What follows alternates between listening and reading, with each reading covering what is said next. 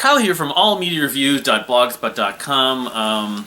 Not doing the deer hunter today, but like I said in the video the other day, in the ranking video, I'm going to do probably at least 2 more videos for the deer hunter, maybe more. One about the concerts, and then one about the sort of their stuff that I have and the other stuff. I don't know, maybe 3. I don't know. Probably next week. Hopefully next week, in the next week or 2. But I am going to do a video about something else today. Because I don't think I actually made a video about this. I made a video, it's like last May? April, May? I can't remember what frame it was. I think it was May.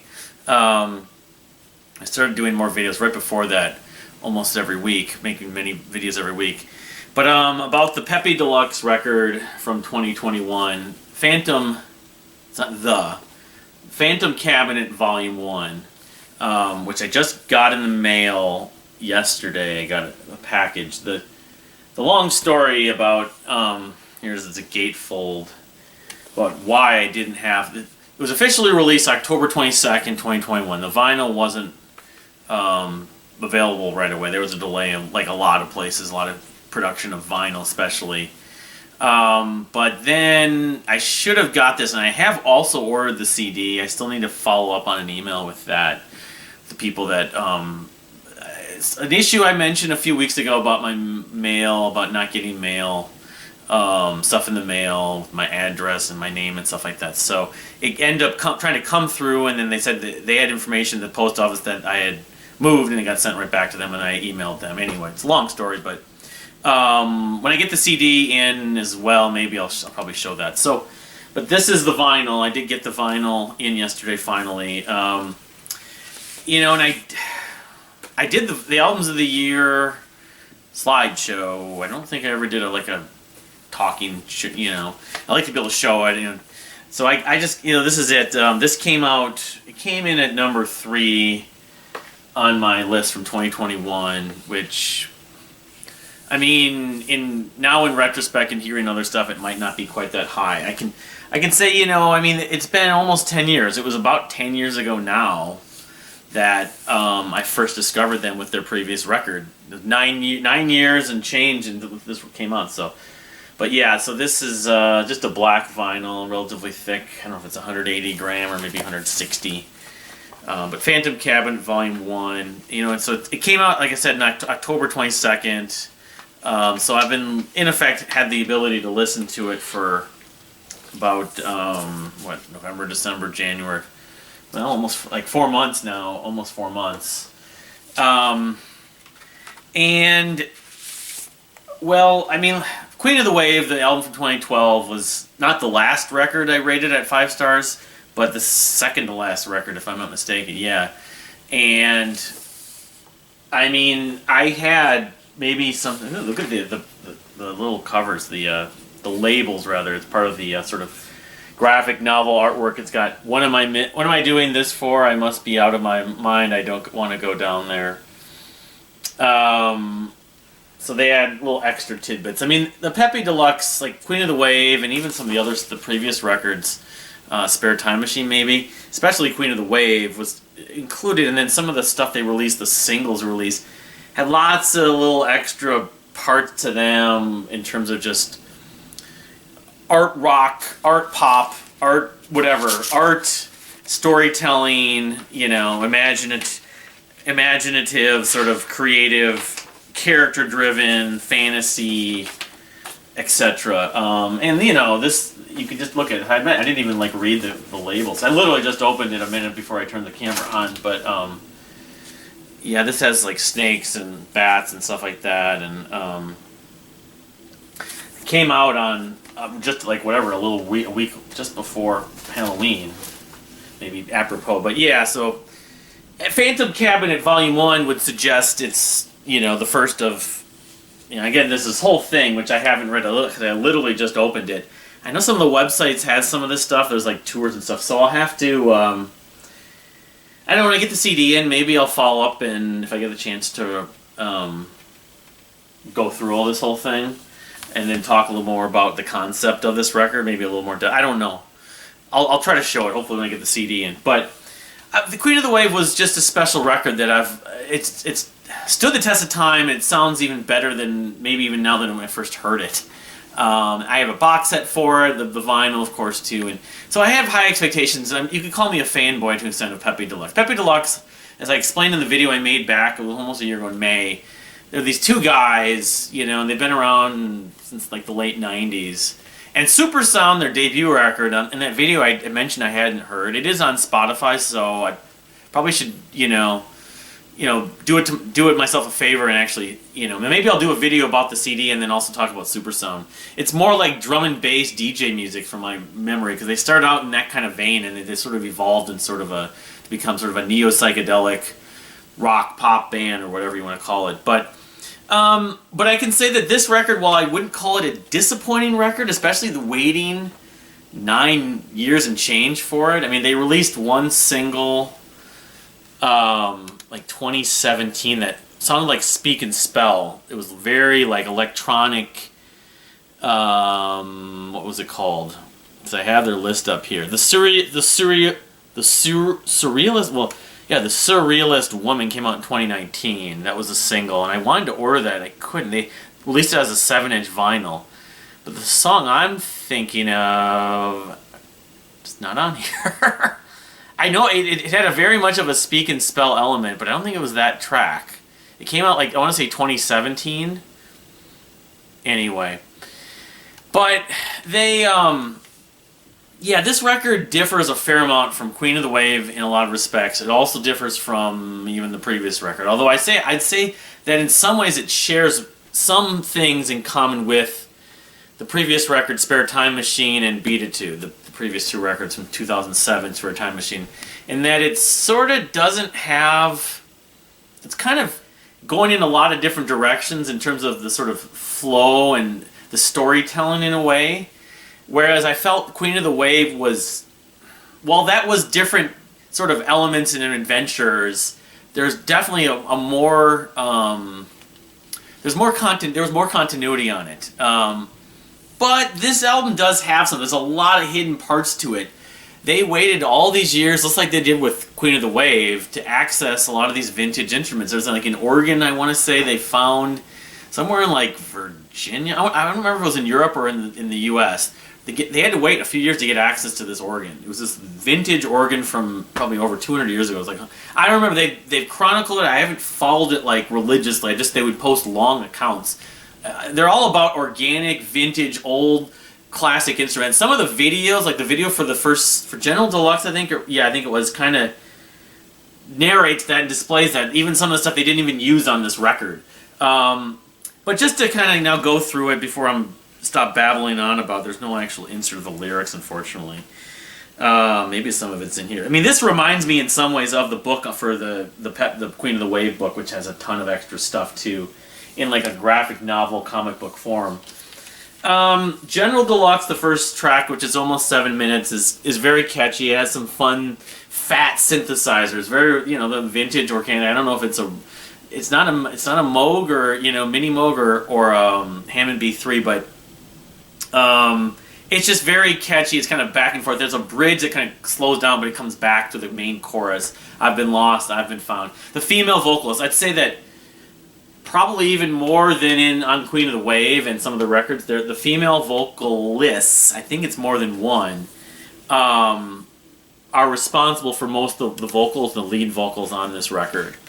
But I don't know if it's more than one singer. I think it is more than one. The one that's on that song and some of those reminds me, and she was on Queen of the Wave, I believe. It's the same singer or singers. Has like a Janelle Monáe and Kimbra element.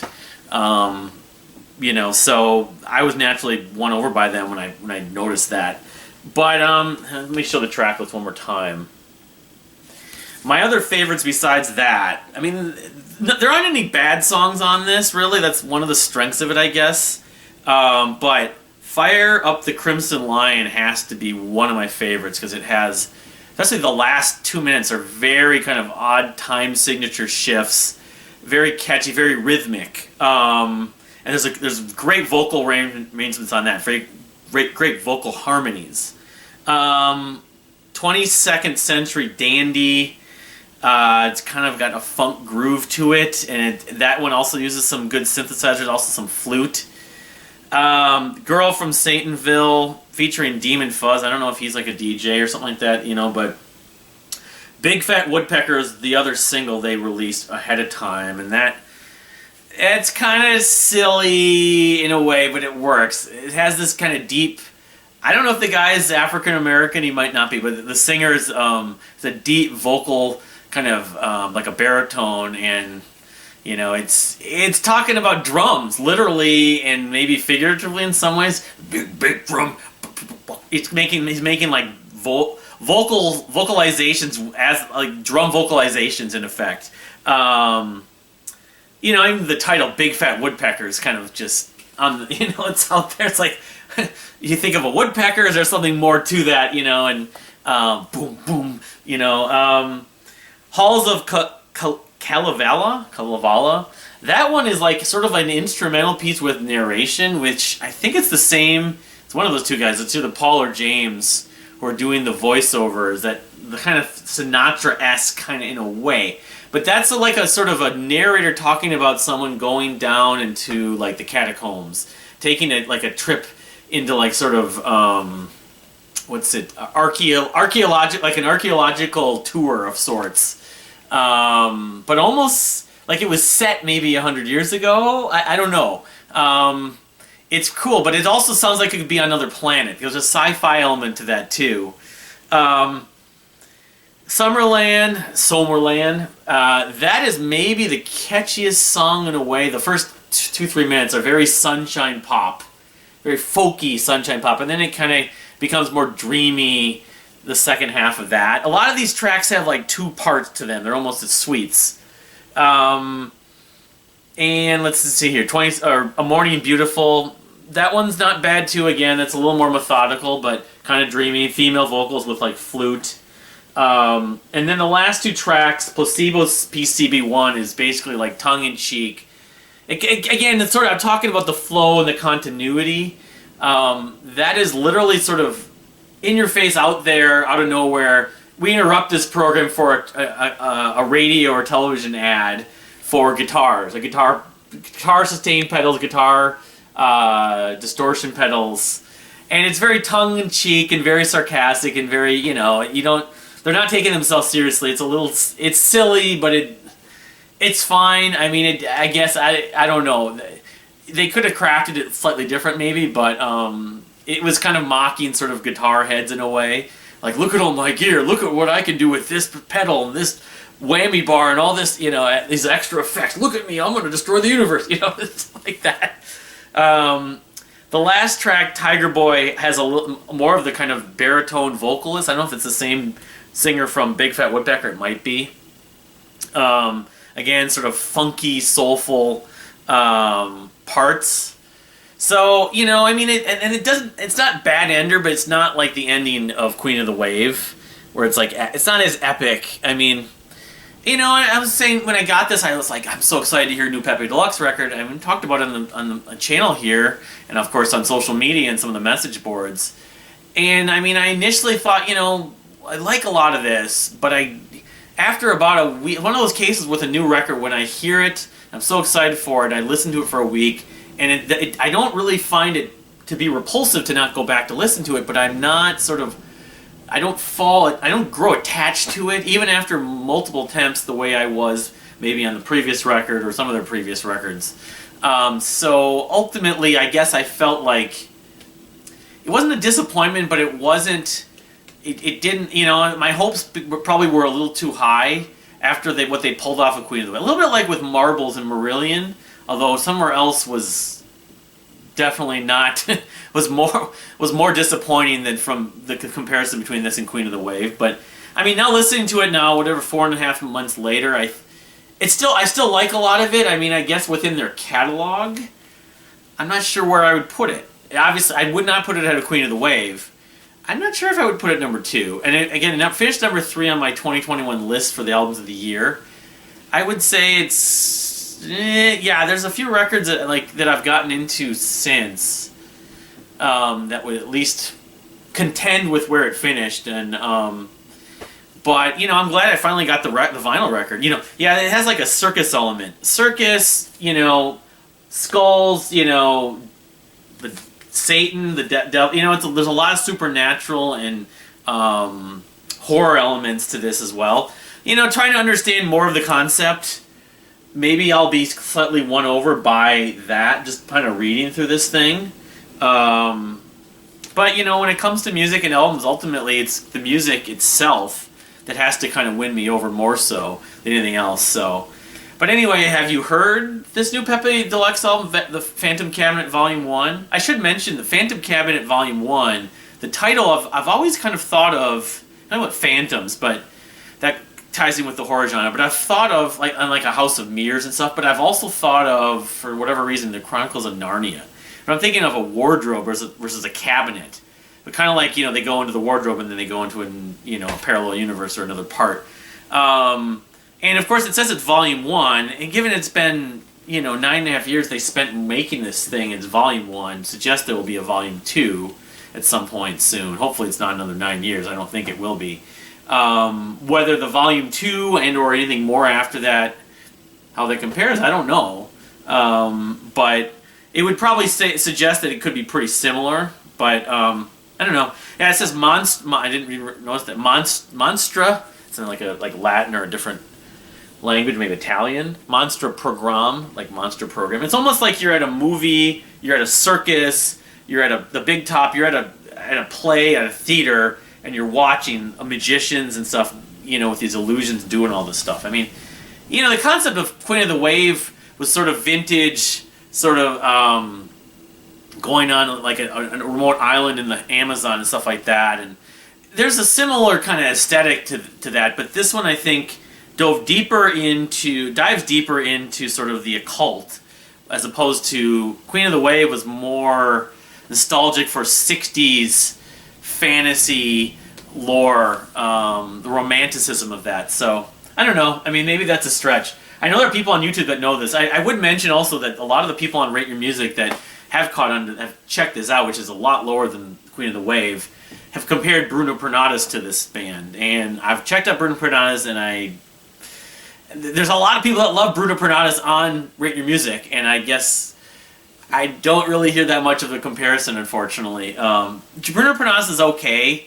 There's a couple other artists I would actually say are more similar to Pepe, even Apes and Androids in some ways, but regardless of that, you know, I guess, you know, given it took 9 years before we got this record, it's the Pepe Deluxe fan in me really wants to hear more. Now, my discovery of some bands like Eldrin and this whole neo-psychedelia, neo-psych rock, pop, neo-psych pop genre, I'm getting more and more aware of that. That's really the style of a lot of this stuff that I'm into, whether it be sounding vintage like Pepe Deluxe, vintage instruments, or just bands that are messing around with little synthesizers and effects and stuff that happen to sound more modern, like Eldrin. So, but anyway, like I said, what's your take on if you've heard Pepe Deluxe? If you haven't, you know, check it out, or check out Queen of the Wave, as I mentioned in the other video. But thank you for watching. We'll see you next time. Well, one more note I think I probably should add is, like, you know, like I said, the Deer Hunter I'm almost done with, and I may just randomly pick it, but the next band that I'm going to do the series of videos for is going to definitely be. It'll be a band that I'm a favorite. So I mentioned like King's X and Fate's Warning, Dream Theater. I may just draw it and maybe Rush, maybe. I may put 10 names in a hat and just do it that way. But I was just thinking about the neo-psychedelia and also that comment I made about post-rock. And also I discovered a YouTube channel called Taste Like Music, which have done both albums of the year as a group of 3 guys that go through their albums of the year through the years. Now they're doing songs of the year. So they kind of have taken the same idea that I did on the Dream Theater forums. Maybe since I have all my lists, even if I can't track down physical copies, I might just start rattling off my list that I made last year. It might just be easiest to do that. And maybe make a slideshow afterwards. That would actually be a good way to do this if I can. That wouldn't require a lot of editing. So I don't know. That might be it. But like I said, after the Deer Hunter's done, the Deer Hunter basically is done. Will be one of those big names probably. So, but anyway, thank you for watching. We'll see you next time.